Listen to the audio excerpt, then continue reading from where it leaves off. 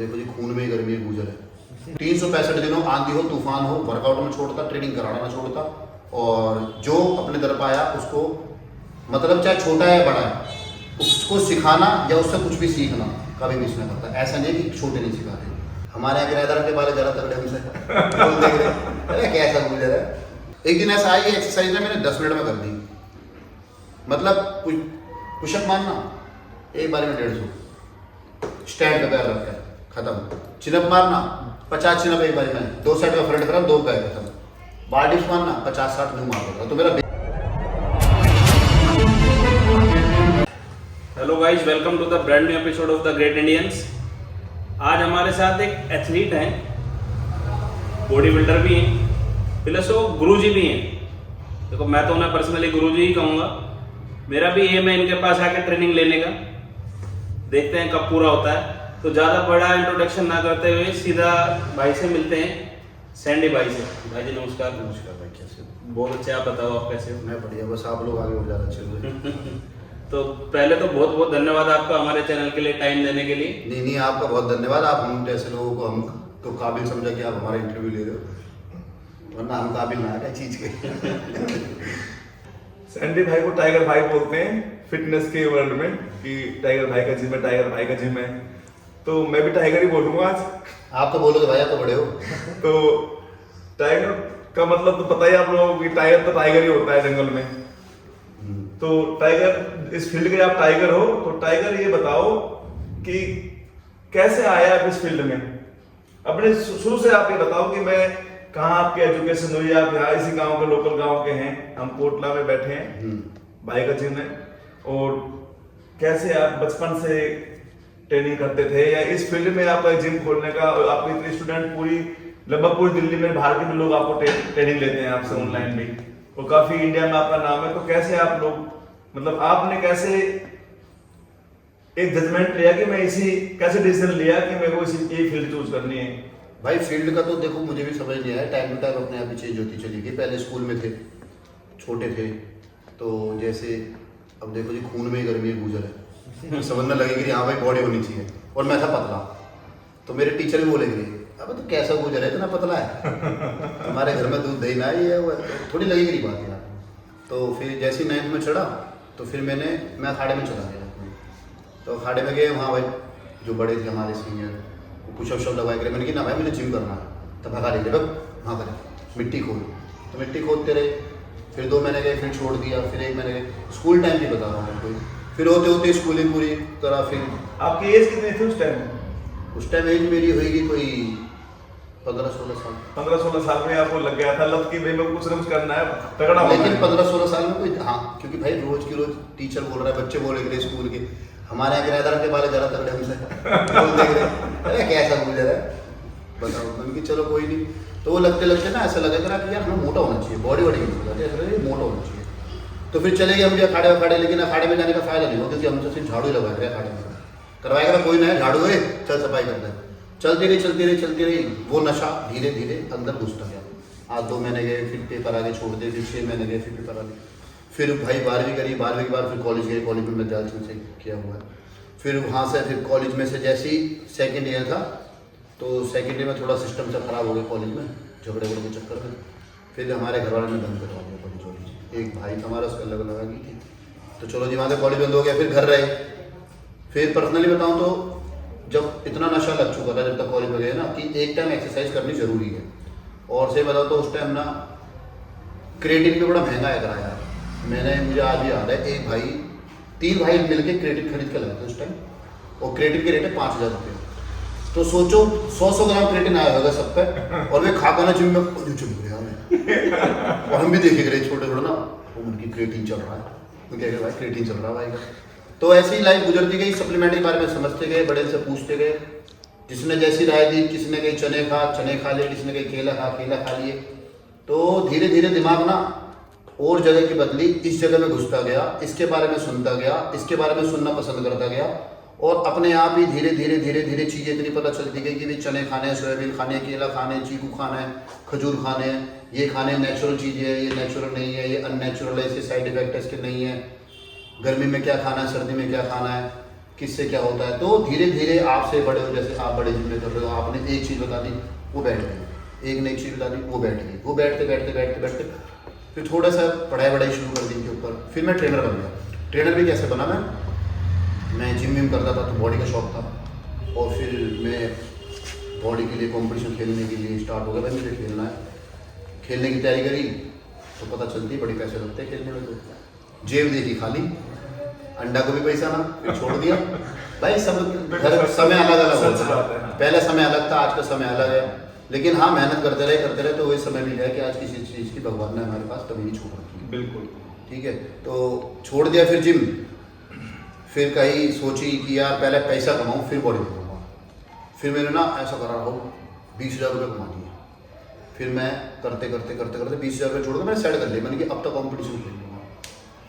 फिर हमारे यहाँ एक जिम था, हमारे भाई है जो इसने मुझे कराई थी, अरुण भाई, उनका करबला में जिम था। मैं उधर चला गया बड़ी देखने, तो मैंने देखी, मैं अरुण भाई को जानता नहीं, उनकी बॉडी सेट, मैंने बस थोड़ा सा मस्कुलर था, मैं भी तो नहीं, मैंने मन में सोची बात, अब काफ़ी सीनियर प्लेयर है, मुझे भी नहीं पता कौन है कौन नहीं। तो मैंने कहा भाई मुझे जिम करना है, फीस कितनी है? उन्होंने बताई 1,000 रुपया। 1,000 रुपया, मेरा तो दिमाग ही घूमूंगा। मैंने क्या 1,000 रुपया क्या दूंगा, मुझे तो टोटली 20,000 रुपया है जिनकी फीस में निकल जाएगा। मैंने कह रहे कहाँ रहते, मैंने कहा कोटला। कह रहा भाई मैं कोटला वालों को एडमिशन नहीं देता। मैं ठीक है भाई, हम तो अपने यहाँ बना लेंगे बॉडी। अच्छा, किस्मत ने मेरी ने साथ दिया, अरुण भाई का जिम सील हो गया। अब अरुण भाई का जिम सील हो गया, अरुण भाई आगे मैंने पेरेंट जिम में जिम में मैं एक्सरसाइज मार रहा, मैंने अपने छोटे भाई भेजे कि तुम कर लो एक्सरसाइज, मैं भी बात बनाऊंगा, मैं भी जान लगा फिर जिम में। फिर वहाँ अरुण भाई मिले, उनसे मुलाकात हुई, बात हुई, तो मैं अपनी एक्सरसाइज करता रहता। तो मेरा बेस बहुत तगड़ा था भाई, बेस इसलिए तगड़ा था, जो जैसा मिला, जिसने जैसा कहा मैं वैसे ही करता। जैसे कि एक पुरानी पेलेंजी का लड़का है, रवि नाम था उसका, मैं उसे देखता रहता रहा, अपने जो छोटे मोटे काम करेगा अपनी दुकान पर लिए वहाँ, तो एक दुकानदार ने मुझे मिला दिया। मैंने कहा भाई वो क्या करते हो? भाई बॉडी बनानी है वो। उसने कहा तू क्या करता है? मैंने कहा भाई मैं जिम जाता हूँ। क्या क्या करता है जिम में? मैंने कहा भाई मैं यही करता हूँ। बॉडी बनानी है तो तुझे ये करना पड़ेगा। मैंने कहा भाई क्या करना पड़ेगा? भाई ने कही कि 500 पुशअप मारनी पड़ेगी, वार्म अप है रही 500 पुशअप, 100 पुशअप बैक और 100 फ्रंट और 100 घोड़ी।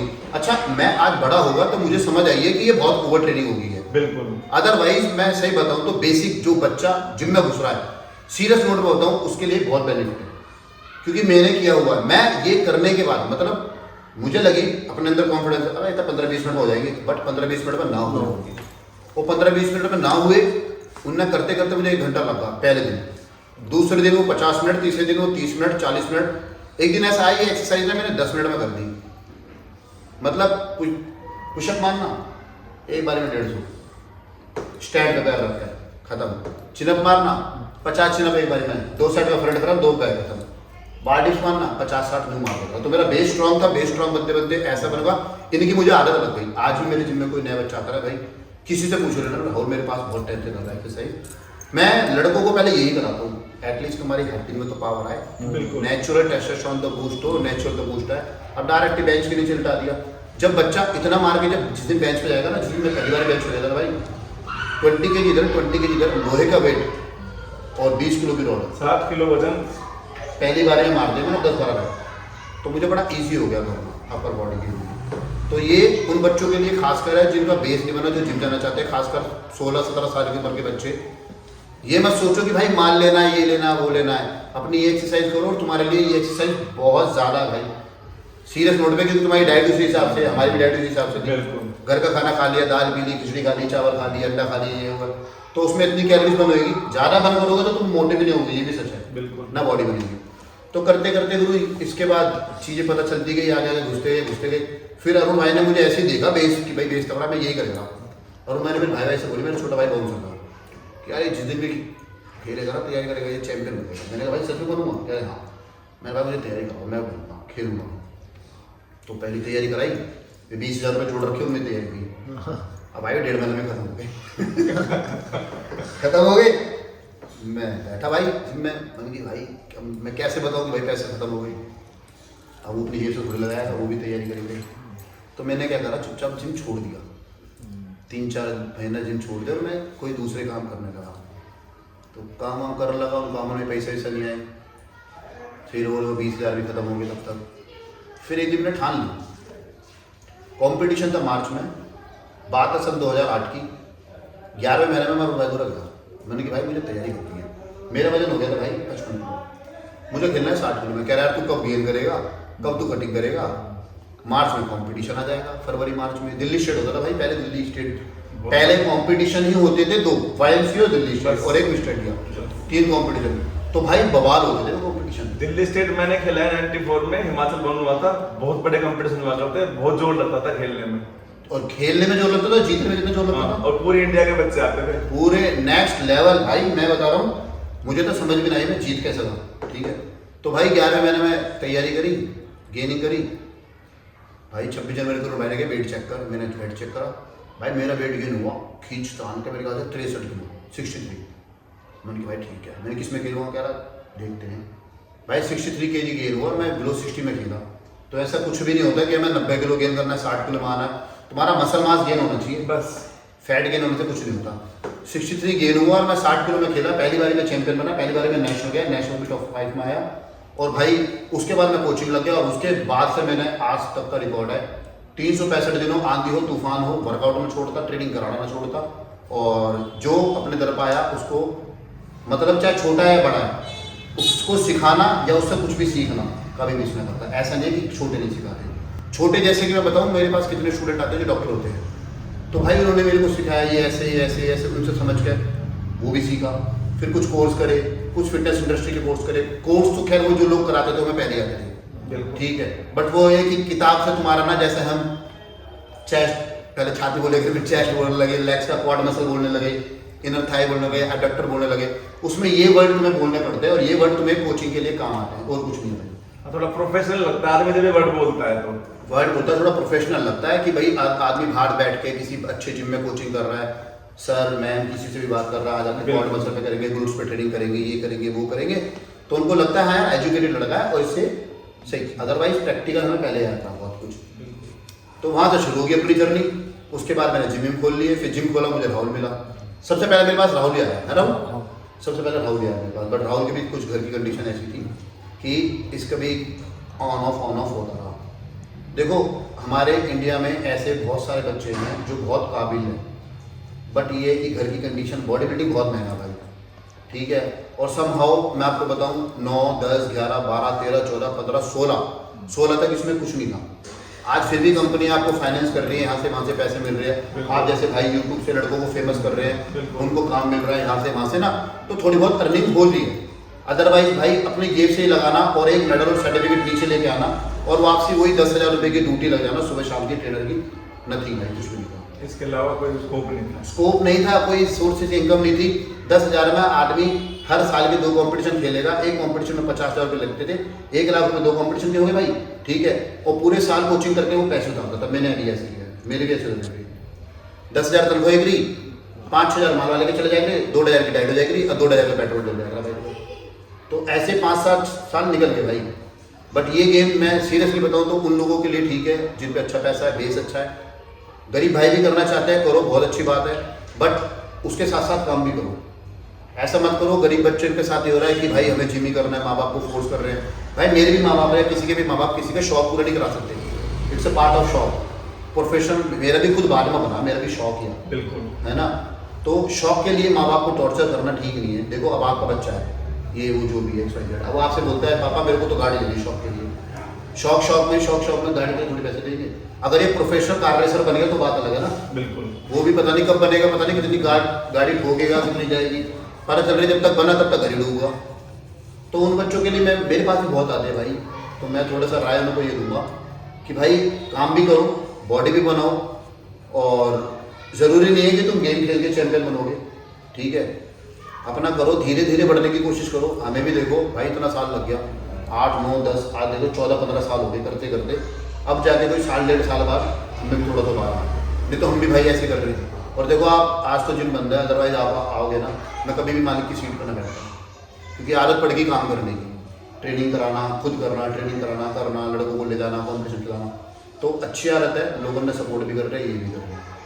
तो बस यही है कि भाई इंडस्ट्री अब काफ़ी अच्छा चल रही है और अब एथलीट को अब पैसा मिल रहा है, सपोर्ट भी मिल रहा है और इज्जत भी मिल रही है। और नहीं तो भाई पहले तो ना मिलती है, बिल्कुल भी ना मिलेगी भाई। लगाओ राहुल अपने गाँव से आगरा पहले करने, राहुल अपने गाँव का सब में पहला बॉडी बिल्डर है। होता है। तो जिस दिन राहुल जीत कर गया, जब राहुल तैयारी कर रहा, बहुत लोग आए गए उल्टे सीधे बोले करे, खुद ऐसे ही बोले करे क्या कर रहा है, मर जाएगा, ये होगा। और जब बन गया ना, चैंपियन बन गया, वे लोग पीछे पीछे हो गए अपने आप कि हमें भी यही करना है।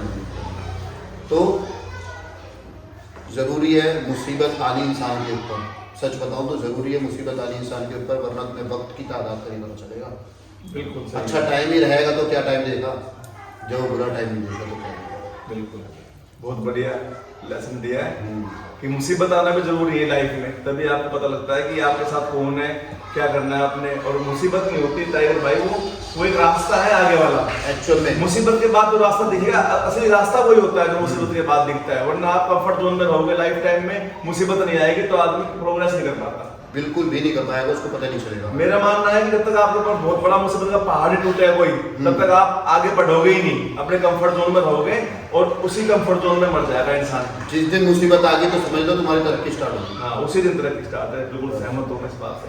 टाइगर भाई, अभी क्या प्लान है किस लाइफ बात का का? आपका? लाइफ का भाई कोई प्लान नहीं है, सिर्फ तैयारी करनी है और पूरी करवानी है। खेलने का? भाई खेलने का तो मेरा बहुत मन होता है। देखो ऐसे भाई मना करते थे मुझसे, भाई आप मत खेलो, आप गुरु हो। इंडिया में वैसे बताओ तो मेरा कोई प्लान नहीं है खेलने का, ठीक है, क्योंकि जिस स्टेज पे मैं होता हूँ मेरे भी काफ़ी स्टूडेंट होते हैं उस स्टेज पे, तो खेलना थोड़ा awkward लगता है। अब उस लेवल पे चले गए टाइगर भाई कि इनके स्टूडेंट ही हर कैटेगरी के हैं, हर वेट के हैं, हर कंपटीशन में 10-15 लोग बच्चे चले जाते हैं, तो वही कहते हैं कि गुरुजी आप खेलोगे, हम खेलेंगे। तो मैं गुरुजी अब भाई मैं जयपुर खेल का आया ना, जयपुर, तो जिस स्टेज पे मैं खड़ा हुआ स्टेज पे 5 साल बाद मेरे पैर छूटे, जो मेरे स्टूडेंट नहीं थे बट मान सम्मान दे रहे थे, तो मुझे इतनी गिल्टी फील हो रही है भाई, आप तो इनकी गलती कर रहे हैं। बिल्कुल। तो मैंने उस दिन थोड़ा सा डिसाइड किया यार, अगर मैं खेलूंगा तो कहीं बाहर खेलूंगा, और नहीं खेलूंगा तो कोई बात नहीं, मैं इनकी बॉडी बनेगी, ये चैंपियन बने तो समझ लो मैं चैंपियन बन गया। बिल्कुल। अच्छा सैंडी भाई, ये तो आपने बताया अब तक के अपने चैंपियन बनने की स्टोरी, एक ट्रेनर में, एक चैंपियन में और एक गुरुजी में, तीनों चीज़ों में बहुत डिफरेंस है। तो ये जो आपका ट्रेनिंग पार्ट से आप गुरुजी के इस लाइफ में आए, ये कैसे आना हुआ? ये ऐसे आना हुआ, जब मैं ट्रेनर था ना तो लड़के मेरे पास आते थे, जैसे कि मैंने बताया एक राहुल भाई है, छोटा भाई है, और लड़के आए, इनों के पास नॉलेज नहीं थी, इधर उधर भटक रहे थे, ठीक है, मेरे पास नॉलेज भी थी, एक्सपीरियंस भी था, खुद भी खेला हुआ था, क्या मान लगना है, क्या नहीं लगना है, क्या डाइट खाने क्या नहीं, तो मैंने इनको ऐसे सपोर्ट करा बता के।